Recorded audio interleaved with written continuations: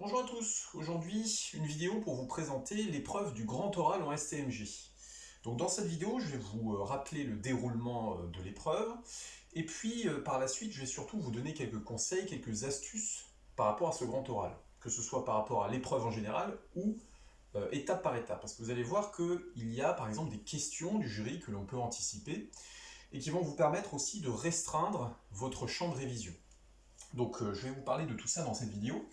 Alors déjà, première étape, je vais vous rappeler comment se déroule le grand oral. Donc je vous rappelle que vous avez, durant l'année scolaire, normalement travaillé sur un projet avec votre professeur d'économie-gestion. Ce projet, il consiste à étudier donc une entreprise dans le détail, à repérer les éventuels problèmes qui se posent dans l'entreprise, et de là, vous avez dû vous poser deux questions différentes qui sont vos deux problématiques que vous vous posez à l'oral. Et donc le jour du grand oral, vous allez donc vous présenter au jury, et ce jury va choisir l'une ou l'autre de vos problématiques. Et donc, à la suite de ce choix, le jury va vous donner 20 minutes pour préparer votre grand oral. Alors ces 20 minutes, vous serez donc tout seul dans la salle, vous aurez donc un brouillon sur lequel vous pourrez donc à la fois préparer vos notes pour le grand oral, puisque vous savez qu'exceptionnellement en 2021, vous aurez droit à vos notes durant les 5 premières minutes de l'épreuve. Et vous aurez aussi la possibilité de préparer différents schémas que vous pourrez éventuellement présenter au jury lors de la phase de l'entretien. Alors, surtout, ces 20 minutes de préparation, je pense qu'elles doivent être destinées à vous préparer mentalement à l'oral. Peut-être vous répéter des phrases que vous voulez prononcer lors de l'épreuve, plus que écrire des choses au brouillon. Je m'explique. Quand vous allez donc passer devant le jury, il faut éviter à tout prix de lire en permanence vos notes. C'est avant tout un oral. Donc si vous passez votre grand oral à lire vos notes que vous avez notées sur un brouillon, vous allez avoir une mauvaise note puisque vous allez voir qu'en fait, nous, on évalue le grand oral essentiellement avec votre qualité de prestation orale. Donc il ne faut surtout pas lire vos notes. Donc les notes que vous préparez lors de ces 20 minutes de préparation, elles sont avant tout pour vous rassurer, marquer les grandes étapes de votre grand oral, pour éventuellement les consulter à quelques moments si vous êtes perdu, mais ça doit être avant tout quelque chose qui est très résumé, et donc vous ne devez pas lire en permanence vos notes lors du grand oral. C'est une erreur à ne surtout pas faire. Donc voilà, ces 20 minutes de préparation, servez-vous-en surtout pour vous préparer psychologiquement donc, à l'épreuve. Ensuite, donc, vous allez commencer cette épreuve du grand oral avec donc, 5 minutes où vous allez prendre la parole en continu. Ces 5 minutes, en fait, vous allez présenter votre problématique et y répondre, sans que le jury n'intervienne. Donc là, il n'y aura pas de questions-réponses, c'est vous qui parlez de manière continue. Alors, pour la STMG, ce que je conseille de faire, pour les 2 premières minutes de cette étape, ce que vous faites, c'est que vous présentez votre problématique. C'est-à-dire que vous allez présenter très rapidement l'entreprise sur laquelle vous avez travaillé. Donc, par exemple, vous pouvez faire une caractérisation rapide de cette entreprise. Et surtout, vous allez devoir, dans ces 2 premières minutes, expliquer d'où vient la problématique que vous vous êtes posée. Pourquoi est-ce que vous êtes arrivé à cette problématique? Qu'est-ce que vous avez repéré dans le diagnostic de l'entreprise qui fait qu'on se pose cette question? Donc, ces 2 premières minutes, vous présentez la problématique, et puis, c'est seulement dans un second temps, donc à peu près 3 minutes, que vous allez répondre définitivement donc, à la question qui vous est posée.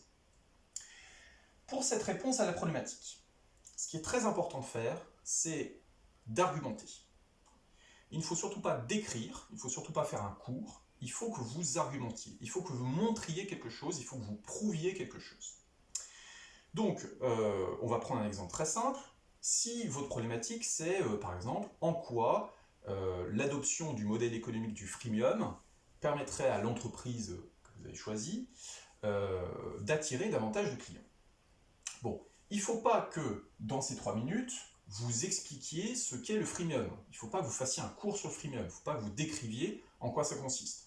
Vous pouvez rapidement rappeler en quoi ça consiste en disant voilà, c'est un modèle économique qui propose donc un service gratuit, mais si on s'abonne, ça nous permet d'avoir davantage de fonctionnalités. Donc vous pouvez le rappeler rapidement, mais les 3 minutes qui suivront, vous allez devoir montrer en quoi ça va permettre d'attirer davantage de clients. Donc dans ces 3 minutes, il faut que vous mettiez des arguments en disant voilà, on va créer en fait en faisant de freemium, on va créer une motivation rationnelle chez le consommateur parce qu'il va pouvoir, par exemple, bénéficier d'un service avec une meilleure qualité. Donc il va falloir que vraiment vous choisissiez des arguments et non pas que vous fassiez un cours pendant ces 3 minutes. C'est très important.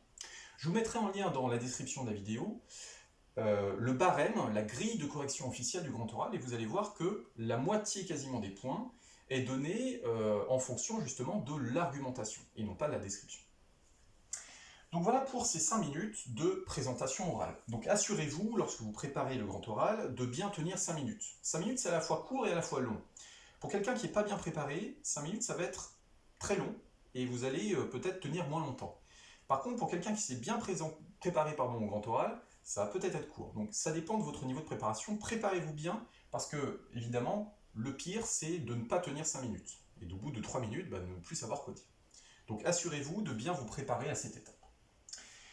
Ensuite, vous avez 10 minutes d'entretien.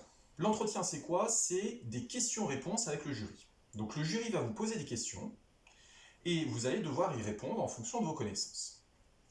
Alors là, il y a des astuces à connaître, et je vais vous donner donc quelques conseils qui vont vous permettre, vous allez voir, de savoir ce qu'on attend de vous lors de cette étape. Ce qu'il faut savoir, c'est que le jury auquel vous allez vous adresser, il est composé de 2 personnes. Ces 2 personnes, c'est presque tout le temps les mêmes. La première personne, ça sera tout le temps, quel que soit le jury sur lequel vous tombez, vous aurez forcément toujours un professeur qui vient de votre spécialité. Vous avez choisi donc soit la mercatique, soit les RH, soit la SIG, soit la gestion finance. Eh bien, vous allez avoir un professeur de votre spécialité. Le deuxième membre du jury, ça sera presque tout le temps, je dirais dans à peu près 90% des cas, un professeur d'éco-droit.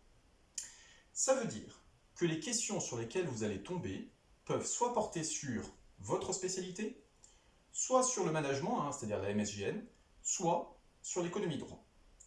Donc vous allez me dire, ça fait beaucoup de choses à réviser, parce que ça veut dire que vous avez tout le programme de terminale et aussi de première à réviser pour ces 3 matières. Mais on va voir que justement, vous allez voir que ces questions, elles ne peuvent pas non plus tomber sur n'importe quoi.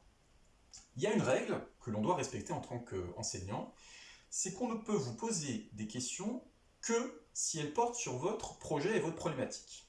On n'a pas le droit de vous poser des questions qui tombent sur autre chose. Donc par exemple, si vous avez fait une problématique, je ne sais pas, qui s'intéresse au prix, on ne va pas pouvoir vous poser des questions sur les ressources humaines. Donc vous voyez qu'ici, ça va vous permettre de réduire votre champ de révision. Ça va vous permettre de savoir quel chapitre il faudra réviser en priorité, puisque vous savez que vous allez forcément tomber sur des questions comme ça. Alors de même, il y a des choses que vous pouvez faire, vous pouvez anticiper des questions. Par exemple, donc comme je vous l'ai dit, vous aurez presque toujours un professeur d'éco-droit. Si l'entreprise que vous avez choisie lors de votre projet, c'est une entreprise, par exemple, qui a un statut juridique de SARL. Vous savez que la SARL, c'est quelque chose qu'on voit en droit. C'est le dernier chapitre de droit, les statuts juridiques. Eh bien, vous pouvez être quasiment sûr que le professeur d'éco-droit, il va vous demander qu'est-ce que ça veut dire une SARL, comment ça fonctionne, que permet ce statut juridique, etc., etc.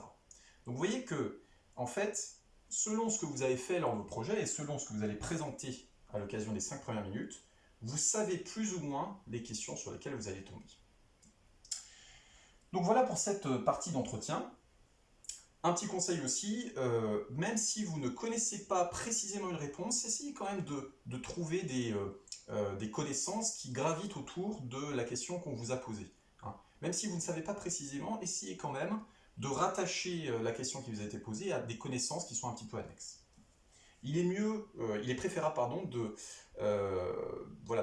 d'argumenter, même si ce n'est pas tout à fait exact, plutôt que de laisser le jury devant une réponse qui est absolument inexistante. Les 5 dernières minutes de votre grand oral, ce sera la présentation de vos projets professionnels. Vous allez donc présenter ce que vous voulez faire plus tard, les formations auxquelles vous êtes inscrite sur Parcoursup. Vous allez en fait dans un premier temps présenter assez rapidement votre projet professionnel, ça va être de la prise de parole en continu, et puis après le jury pourra éventuellement vous poser quelques questions pour éclaircir un petit peu des points qu'il aurait mal compris. Donc voilà grosso modo ce que je peux vous dire par rapport au grand oral et son déroulement, et puis donc quelques conseils à vous donner. Alors, dernière chose par rapport au grand oral en général. Je vous l'ai déjà dit, l'essentiel c'est d'argumenter.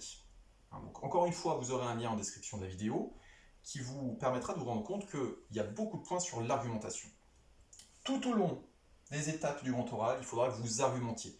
Il ne faut pas que vous décriviez des choses, il faut que vous prouviez des choses. C'est très important. Essentiellement dans les 5 premières minutes.